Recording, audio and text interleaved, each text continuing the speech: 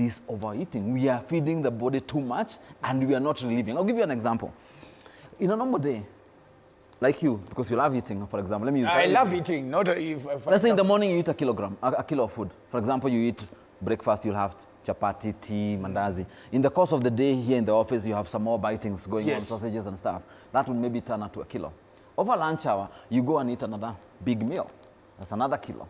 And at dinner, you eat another big meal. Let's say those are 3 kilos. The following day, you don't go to the loo. Most of the people don't go. And if they go, they produce a small rock. Yeah, a small rock. Yes. So they produce that karok. You can imagine now, if this happens to your body over the years, what are you going to get? The reason we're having a lot of people on antacids, a lot of we're calling ulcers in the body, is purely constipation or poor gut function. The gut has really been messed up because of the junk we put in them. Dr. Hamisi, you have a family? Yes, I do.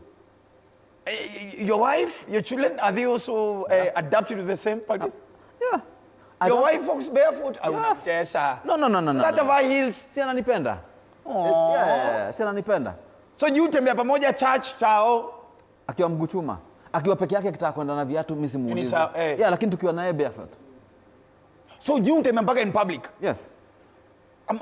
Scrutiny nini wasiku judge? But people will always talk whether you also understand. I understand ile knowledge uko nayo kuhusu viatu. I don't do it for them. I do it for myself. You know, that's the difference. The freedom that you need to get is being able to make you happy and know that it's only you can make yourself disappointed. I hear you. Nobody else can disappoint you apart from yourself. So if you allow people to judge you and you listen to them, then you're a slave. You're not living. You don't live. You conform. You're trying to please nature. I mean humanity, and humanity can never be pleased. Never. Never can never be pleased. You cannot please humanity. So the first time you introduced this conversation to your wife, yes, about not wearing shoes, did you meet her before or after? No, I actually met her when I was barefoot. Whoa. Yeah. And you approached her? Yeah. You see, well, initially I think she thought it was funny. I think initially it was a joke. She thought it was a joke. She thought it was funny. And then over time, her parents were like, are you real? Are you sure you're going to do it with him? And over time, everybody has come to accept that's who I am. That's me. You take it or leave it.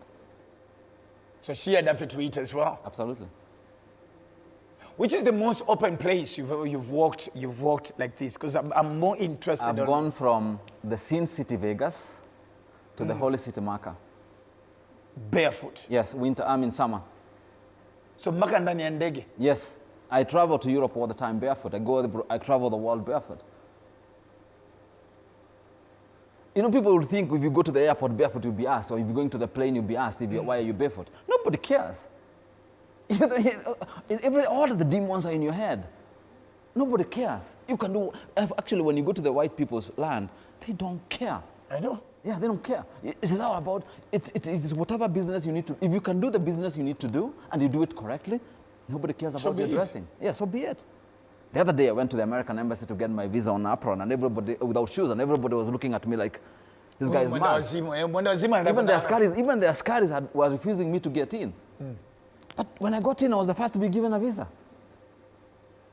So somebody would say, oh, this is ritual, this is some other power. There's no other power. I'm just walking barefoot. Yeah, because I think the first reaction would be, this is you're part of a cult. Probably you're the cult leader. Yeah. My church, actually, if I would call it my church, I would call it my church of wellness. I am preaching for the people to start saving themselves from the weakness that is facing all of us, which is immobility.